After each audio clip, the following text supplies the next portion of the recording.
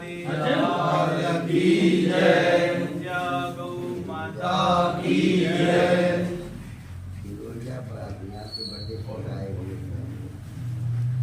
श्री राम जय राम जय जय राम, श्री राम जय राम जय जय राम, श्री राम जय राम जय जय राम, श्री राम जय राम जय जय राम। राधे श्याम जय राधे श्याम, राधे श्याम जय राधे श्याम, राधे श्याम जय राधे श्याम, राधे श्याम जय राधे श्याम। सीताराम जय सीताराम, सीताराम जय सीताराम, जय जय श्याम जय जय श्याम, जय जय श्याम जय जय श्याम, जय जय श्याम जय जय श्याम, जय जय श्याम जय जय श्याम। जय गौ माता जय गोपाल, जय गौ माता जय गोपाल, जय गौ माता जय गोपाल, जय गौ माता जय गोपाल। भक्त वत्सल प्रभु दीन दयाल, भक्त वत्सल प्रभु दीन दयाल, भक्त वत्सल प्रभु दीन दयाल, भक्त वत्सल प्रभु दीन दयाल। गोरक्षा हो दीन दयाल, गोरक्षा हो दीन दयाल, गो सेवा हो हे गोपाल, गो सेवा हो हे गोपाल। गाय सुखी हो हे नंदलाल, गाय सुखी हो हे नंदलाल, गाय सुखी हो हे गोपाल, गाय सुखी हो हे गोपाल। घर घर गाय पले नंदलाल, घर घर गाय पले नंदलाल, घर घर गाय पले नंदलाल, घर घर गाय पले नंदलाल। जय गौ माता जय गोपाल, जय गौ माता जय गोपाल। भक्त वत्सल प्रभु दीन दयाल, भक्त वत्सल प्रभु दीन दयाल। श्री राम जय जय राम, श्री राम जय जय राम। राधे श्याम जय राधे श्याम, राधे श्याम जय राधे श्याम। सीताराम जय सीताराम, सीताराम जय सीताराम। जय गौ माता की जय।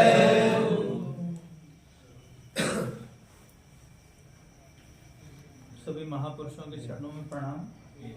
सबको जय गौ माता की जय। एक तो आपको बता दें कि आज आपका जो सौभाग्य है, परम सौभाग्य है। इसलिए कि ऐसे ऐसे महापुरुष यहाँ आए हुए हैं। आपको देखने में बिल्कुल साधारण लगेंगे, जो लाखों नाम नित्य जाप करते हैं और अब तक जब तक नियम नहीं होगा तब तक जल भी नहीं पिए हैं। सब ऐसे ऐसे संत हैं।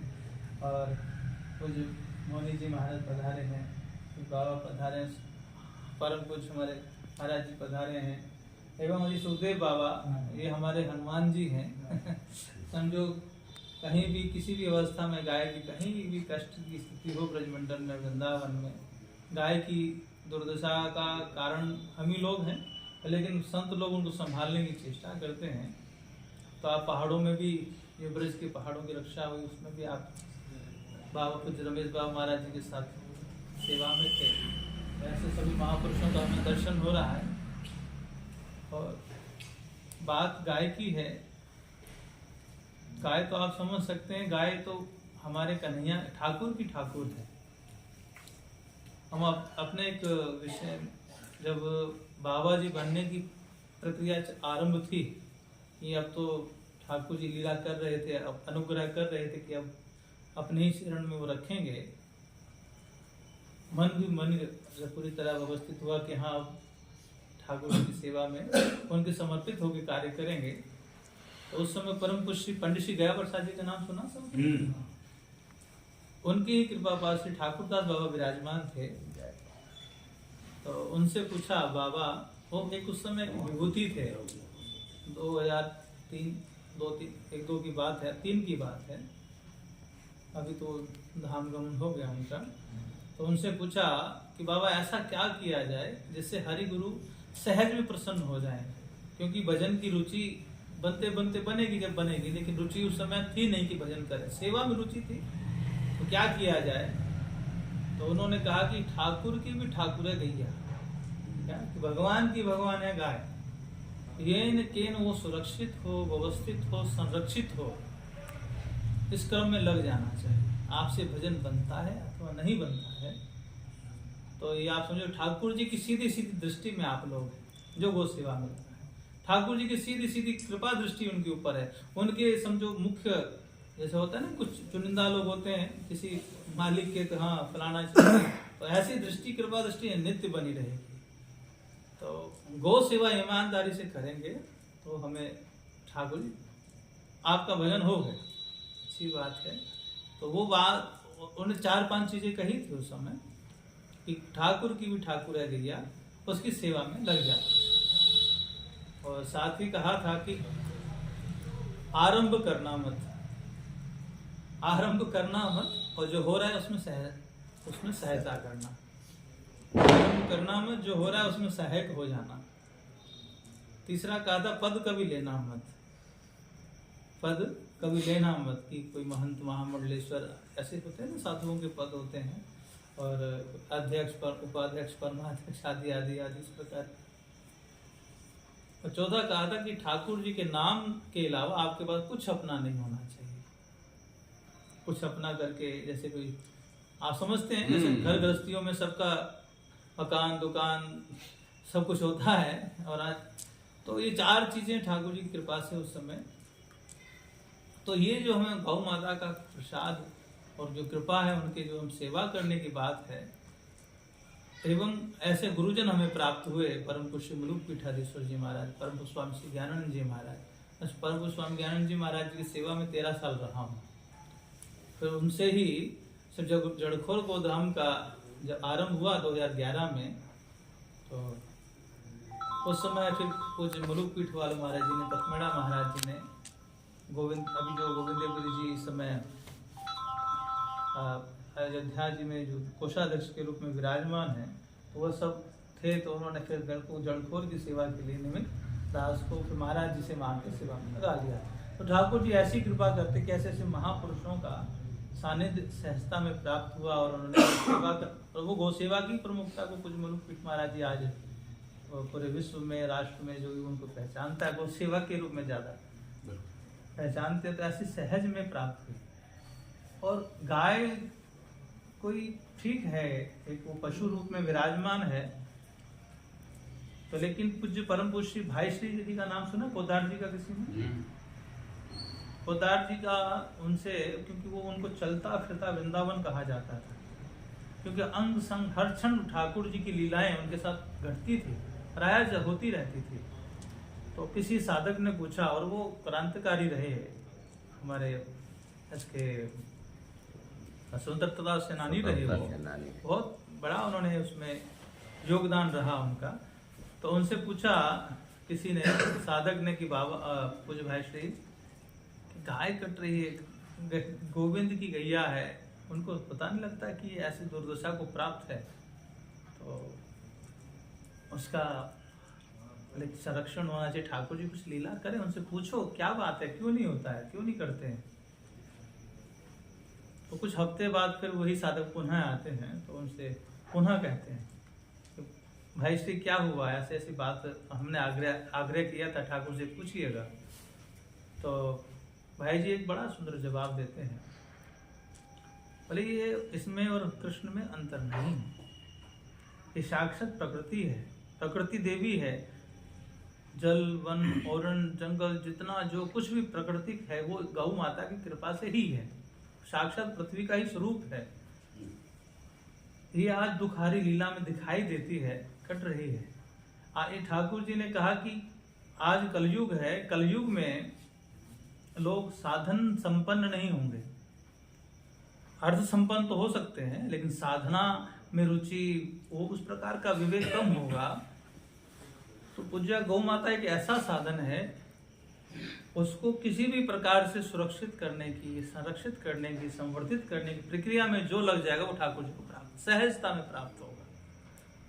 तो अब उसको इस प्रकार से ये जो भी घटनाक्रम चल रहा है, ये मानवों के ऊपर विशेष कृपा का एक हेतु है कि वो गाय इस समय कष्ट में पा रही है। वो इसलिए कि जो ठाकुर जी को प्रेम पाना चाहते हैं, जो साधना की दृष्टि से भजन करके अपने जीवन को, क्योंकि हमारा जीवन आज पवित्र नहीं है, खान पान हमारा पवित्र नहीं है, हमारा रहना सहना पवित्र नहीं, पवित्रता का मतलब है उस सात्विकता की ओर नहीं है। किसी भी प्रकार से हम लोग कहीं ना कहीं तामसिकता को धारण किए हुए हैं, क्योंकि अन्न जो भी खा रहे हैं तो वो तामसी है, कहीं ना कहीं क्रूरता से भरा हुआ है, जीव जंतु को मार के बना हुआ है। कभी गो आधारित कृषि सहजता में हमारे जीवन में हुआ करती थी, हमारे जीवन में रहा करती थी, जिसके अनुसार हमारा खाना पीना, हमारी चित्त, बुद्धि, मन सब पवित्र सहज में हुआ करते थे। अब वो बिल्कुल विपरीत हो गया। आप समझते हैं फर्टिलाइजर आदि क्या है, वो तो कीटनाशक ही है, मारता है जमीन में, तो वो क्या हुआ, क्रूरता से भरा हुआ अन्न हम लोग खाते हैं। हमारे जीवन में क्रूरता आ गई, हमारे चिंतन में क्रूरता आ गई, हमारे रहन सहन में क्रूरता आ गई, तामसिकता आ गई, राक्षस प्रवृत्ति आ गई। उन सब चीजों को हमने नष्ट किया है। तो उस बोले कि आज भाई श्री की बात यही है, उनका यही कहना था, किसी भी प्रकार से गाय के संरक्षण में जो व्यक्ति लगा हुआ है वो मेरे को पालेगा, ऐसा ठाकुर जी, क्योंकि ठाकुर जी साक्षात उनसे वार्ता करते थे, उनके चरित्रों में आता है, संतों से सुनते हैं, गुरुजनों से सुनते हैं। तो ये बात एक महापुरुषों की है, ये एक अध्यात्म की विषय है। साथ में हम उसको अपने जीवन में सहजता उस ढंग से ले लें कि ये वैज्ञानिक रूप से भी हम देख लें कि गो आधारित कृषि से उपजा अन्न पृथ्वी को पोषित करता है, वातावरण को पोषित करता है, और जिस प्रकार से मिट्टी की उर्वरा शक्ति को बढ़ाता है, उसी प्रकार से अन्न को भी पोषित करता है, हमारे पवित्रता को पोषित करता है। और वो अन्न की जो पवित्रता है वो हमारे, जब हम उसको पाएंगे, हमारे चित्त की पवित्र, जैसा अन्न वैसा मन की एक हम सदा से सुनते हुए आए हैं। क्योंकि ज्यादा विचार हम पढ़े लिखे नहीं रहे, कभी ज्यादा अध्ययन नहीं किया, लेकिन गुरुजनों से जो सुनते हैं अथवा अपने जीवन में जिस प्रकार से हमने देखा है, आज आप भाई साहब कह रहे हैं, कोई हम एहसान थोड़ी कर रहे हैं किसी के ऊपर, गौ माता का सेवा करके, वो माँ है, जैसे कोई माँ की सेवा करके कोई एहसान नहीं होता है। वो ठाकुर जी की प्रसन्नता, परम स्वार्थ ही समझिए इसको, ठाकुर जी की प्रसन्नता के लिए हमें वो सेवा करनी है। ठाकुर जी हम निश्चित रूप से हमारे हैं, वो हमें अपने हैं, वो हमको अपनाएंगे। हम हमारा तो गोलोक धाम जो गो सेवा में लगे हैं वो तो निश्चित उनका हो चुका है, कन्फर्म टिकट जो भी हम जाने के बाद जाने की क्या होगा क्या नहीं होगा। लेकिन उसमें हम लोगों को साथ साथ ये चाहिए कि जिस प्रकार से गो इस समय फिर भी बहुत बड़े काम, आज पूज्य पथमेड़ा महाराज जी 1,52,000 से ज्यादा गोवंश की सेवा में सेवा वहाँ है। जड़कोर में 12-13 हजार के करीब है। अपने कुछ रमेश बाबा आज 35-40 हजार से ऊपर गोवंश को रखें।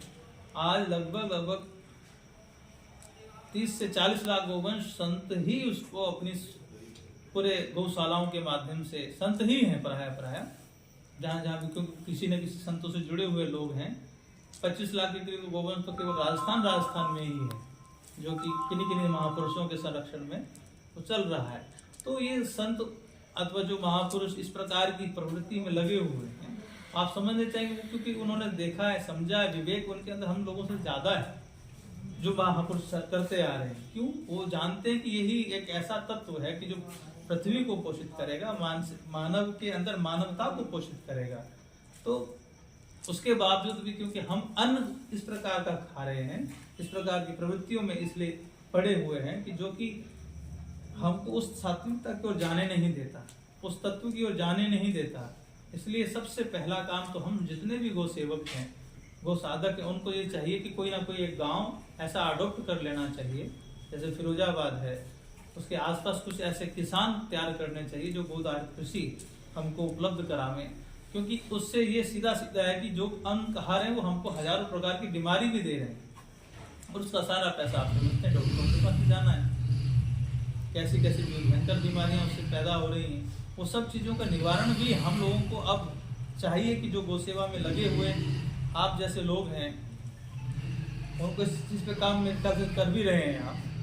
आपने खूब उसकी चेष्टा भी की है, शायद आप जड़पुर गए थे तो कुछ उस कर्म में हमको बहुत, क्योंकि हर व्यक्ति अपने आप को निरोगी तो चाहता ही है कि आरोग्यता हमको प्राप्त हो गए। उसके लिए हमें गो आधारित कृषि पर बहुत विशेष रूप से लग जाना चाहिए। किसानों को भी लाभ होगा, थोड़ा समय लगेगा, कहते हैं कम होगा, फलाना होगा। अरे हम करोड़ों लाखों रुपए ऐसे बर्बाद करते ही हैं, तो उसको अगर 200-400 रुपये फालतू हम दे भी देंगे किसान को, तो वो अन्न कम से कम हमारे जीवन में अच्छी सात्विकता को लाएगा, आरोग्यता को प्राप्त कराएगा। तो ऐसे क्रम में हम सबको लगना चाहिए। और हमको लगता है कि अभी जैसे पथमेड़ा महाराज जी के माध्यम से 800-900 गांव गो आधारित हो चुके हैं। हम लोग लगे हुए हैं, कर रहे हैं। संघ की दृष्टि से भी संघ भी खूब प्रयास अभी कर रहे हैं। संघ के अपने कार्य जितने भी कई लोग हमको अभी दिल्ली में चतुर्मास था, वहाँ गौ सेवा से जुड़े काफ़ी महापुरुष आए हैं। संघ की दृष्टि से भी, और जो संघ से संबंधित लोग भी हैं उनसे संपर्क भी रखते हैं, ऐसे लोग बहुत आए। उनके मन में अभी इस प्रकार की चेष्टाएं हो रही हैं कि गो आधारित कृषि हो, घर घर पुनः गाय पहुँचे। और सरकारें भी अब अच्छा सहयोग कर रही हैं। योगी जी ने 50 रुपये कर दिया है, लेकिन उसमें अभी भी जागृति की कमी है, लोगों में जागरण नहीं है। आज किसान खेती नहीं करना चाह रहा। किसान आज बच्चों को अपने शहरों की ओर वाला देख रहे हैं, भेज रहे हैं, चाहे वो नौकरी करे, चाहे वो दुकान करे, चाहे कुछ हो, लेकिन वो खेती नहीं करते। तो ऐसे लोगों को, क्योंकि आप देखें मुसलमानों को, अभी एक बैठक थी अहमदाबाद में, आचार्य सभा की बैठक थी, जिसमें राष्ट्र से मात्र 60-70 लोग थे वहाँ।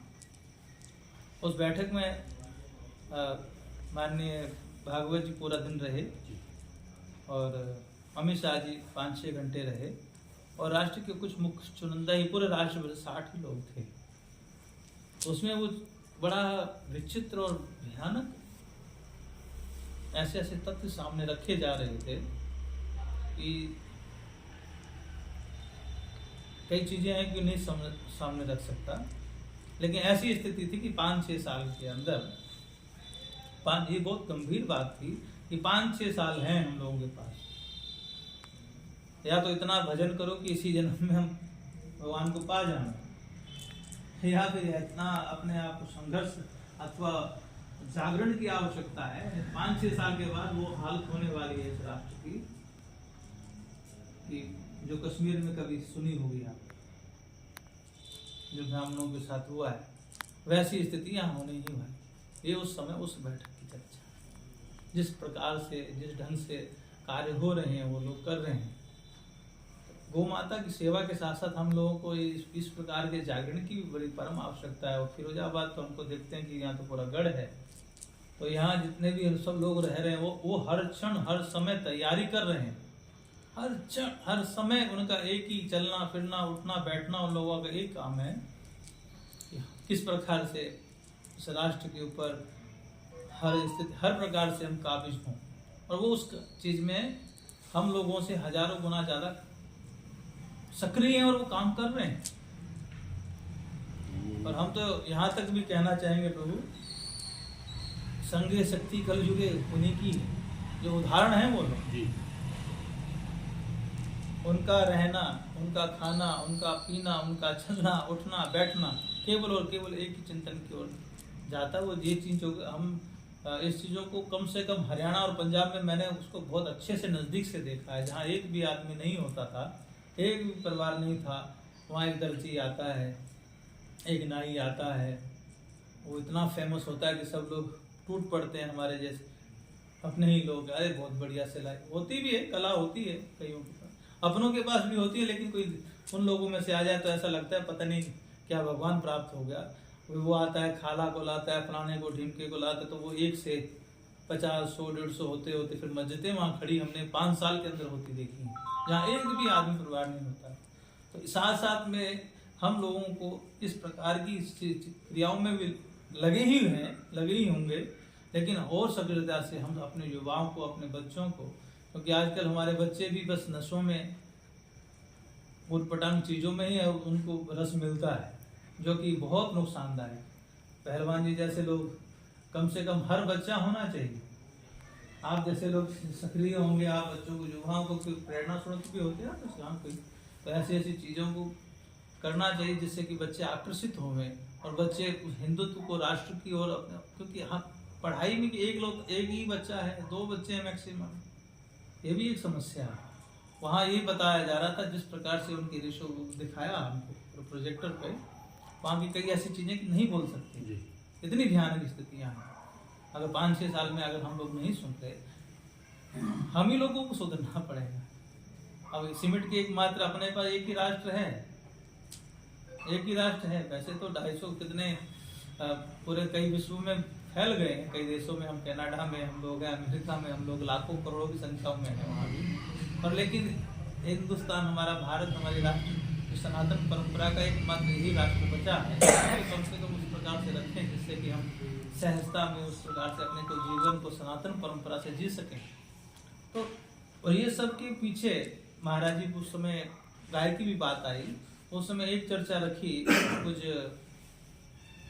भागवत जी ने भी रखा था, थोड़ा सा गाय को लिया था उसमें, और आलोक जी थे, मैं सभी थे जो राष्ट्र की, जो जितने भी राष्ट्र के चिंतक हैं, विशेष करके हिंदुत्ववादी, सनातन परंपरा को, उसके जो मुखिया लोग थे वहाँ सब थे।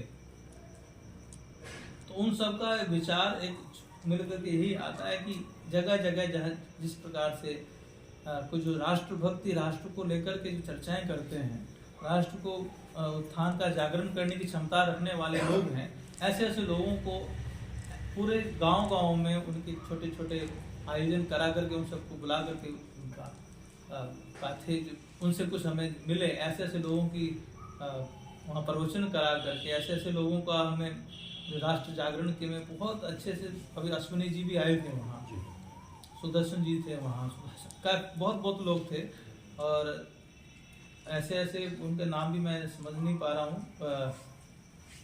बता नहीं पाऊंगा ठीक से, क्योंकि वो सबके नाम एक साथ याद नहीं है। झा जी थे जो JNU में बहुत अच्छा काम कर रहे हैं यूनिवर्सिटी में, लेकिन ऐसे ऐसे लोगों के प्रवचन कराएं जो राष्ट्र पे बोलने वाले हैं, उनका संबोधन हो, तो ऐसे ऐसी जगह हम लोगों को ये भी साथ साथ करना चाहिए। ऐसी शायद आपके पास भी उसकी बातें आती ही होंगी। और गौ माता का जब भाव जहाँ अभी आता है, जहाँ तक भी है, अभी सरकारें चेष्टा कर रही हैं, अभी उत्तराखंड सरकार ने भी बड़ा अच्छा काम किया है, उत्तराखंड के साथ हम लोग काम कर रहे हैं। पूरे उत्तराखंड में हालत ये है गायों की, पहाड़ों पर जो गाय हैं वहाँ उनको स्वयं को पानी की अभाव है, तो वो पानी के अभाव से फिर, क्योंकि कोई भी जानवर हो, मानव हो, जीव हो, उसको तो जल चाहिए, और कुछ पलायन भी वहाँ हो रहा है। तो वहाँ के लोग क्या कर रहे हैं, पैर बांध करके गायों को नीचे फेंक देते हैं, जहाँ पर लेपर्ड वगैरह, चीता वगैरह सब आते हैं, पेड़ से बांध देते हैं, वो खा जाते हैं, ऐसी हालत है वहाँ। तो हम लोग वहाँ काम करें, हजारों गायों को, लगभग 35,000 से ऊपर गोवंश निराश्रित है वहाँ, उनको आश्रय मिले, उस क्रम में हम लोग लगे हैं, वहीं हूँ मैं आजकल। तो 80 रुपये प्रति गाय का भी उन्होंने, अभी राष्ट्र में सबसे ज़्यादा अच्छा काम जो है, प्रति गाय 80 रुपये के हिसाब से वहाँ पे वो अनुदान भी दे रहे हैं। और हम लोगों ने जगह भी चिन्हित की हैं जहाँ पर वो 1500 गाय रह सकें। पहाड़ में 200 गाय मुश्किल से, क्योंकि पहाड़ी क्षेत्र है। ऐसी ऐसी जगहें देखी हैं जहाँ पर वो जगह भी निश्चित की है अभी हम लोगों ने, उस पर फिर